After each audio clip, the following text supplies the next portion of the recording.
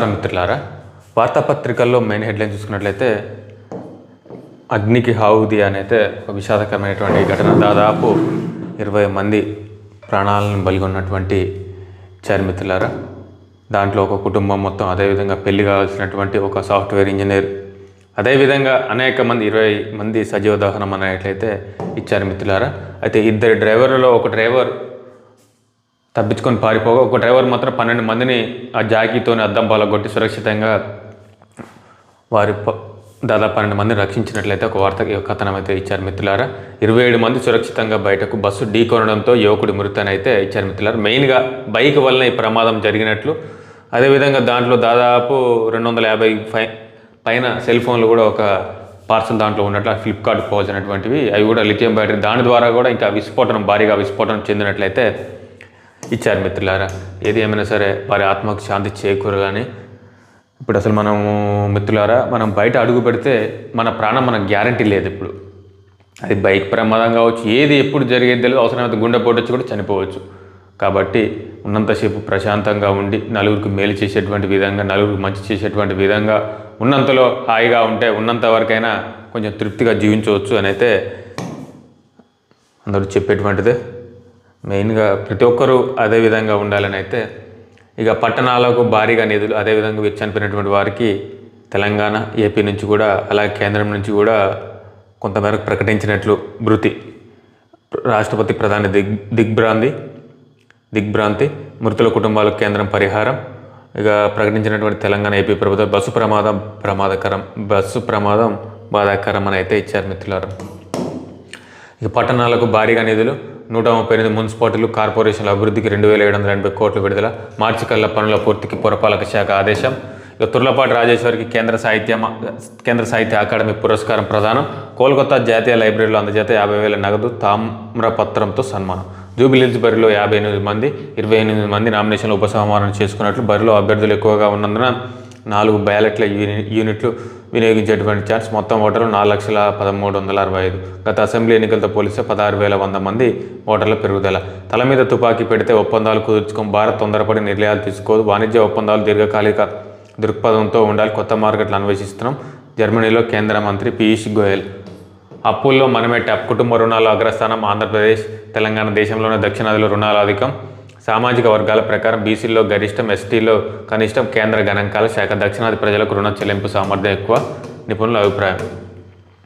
Film ఛాంబర్లో ఎన్నికల్లోల్లి. గడువు ముగిసినటువంటి ఎన్నికలు జరపని కార్యవర్గం. నిర్వాధక వాయిదాకి యత్నం. ఎన్నికలు జరపాలంటున్న మరో వర్గం. ఛాంబర్ స్థలంలో భారీ భవనానికి కసరత్తు. ఆర్థిక ప్రయోజనాల కోసమే వాయిదా. ప్రస్తుత కార్యవర్గంపై ప్రత్యర్థి వర్గం ఆరోపణ. మంత్రుల దగ్గరకు ఛాంబర్ పంచాయతీ. మేటి గురుకులాలు, చేటు గురుకులాలు.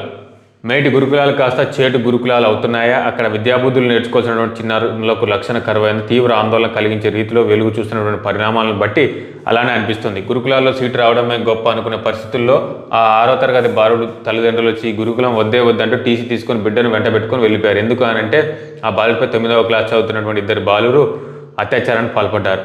మరో గురుకులంలో ఒక విద్యార్థిని ఆత్మహత్య చేసుకుంటే ఇంకో గురుకులం తిష్ట వేసినటువంటి ఎలుకలు విద్యార్థులను కొరుకుతున్నాయని అయితే ఇచ్చారు మిత్రులు. వంగర గురుకుల పాఠశాల విద్యార్థిని ఆత్మహత్య. 6వ తరగతి విద్యార్థిపై 9వ తరగతి విద్యార్థుల లైంగిక దాడి. గిరిజన బాలికల గురుకులంలో ఎలకల బెడదని అయితే ఇచ్చారు మిత్రులారా.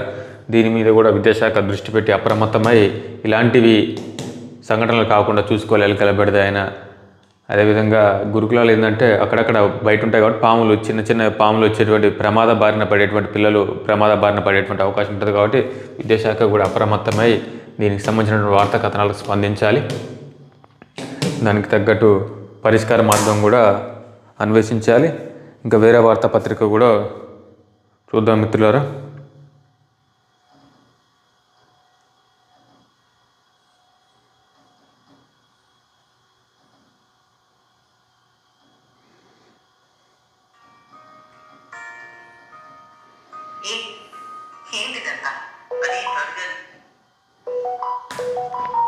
వాస్తవానికి ఈ అగ్నికి ఆహుతైనటువంటి వారు నిద్రలోనే, చాలామంది మేల్కొచ్చిన వారు అటో ఇటో అవి పలిగిపోయిన పలగొట్టినటువంటి అద్దాల నుంచి దూకి బయటకు వెళ్ళారు. కానీ మేలుగా నిద్రమత్తులో ఉన్నటువంటి వారు చిన్నారులైన పాపం వాళ్ళైతే సజీవ దహనం అన్నట్లయితే అసలు ఆ వీడియోలు ఈ సోషల్ మీడియాలో వైరల్ అవుతున్నటువంటి ఆ వీడియోలు చూస్తూనే కూడా అదొక అసలు చాలా బాధగా అయితే ఉంది మిత్రులారా. చూడండి ఈ విధంగా పిక్చర్ అయితే కూర్చున్న వాళ్ళు కూర్చున్నట్లే అసలు వారికి డిఎన్ఏ పరీక్షలు చేసిన తర్వాతనే వారికి సంబంధించినటువంటి బాడీలు అప్పగించినట్లయితే ఇచ్చారు మిత్రులారా.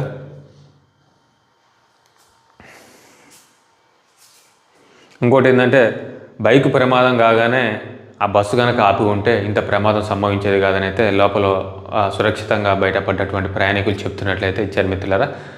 మరి ఆ డ్రైవర్ అన్న కనీసం పారిపోయే బదులు ఇంకో డ్రైవర్, ఒక డ్రైవర్ అయితే 12 మంది 13 మంది రక్షించారైతే ఇచ్చారు. ఇంకో డ్రైవర్ కూడా అప్రమత్తం వాళ్ళందరిని అలర్ట్ చేసి ఉంటే ఇంకొక 10-15 ప్రాణాలైనా, కనీసం ఇంకొక 5-6 ఒక ప్రాణాన్ని ఎక్స్ట్రా కాపాడినా కూడా అది మన బెటరే కదా.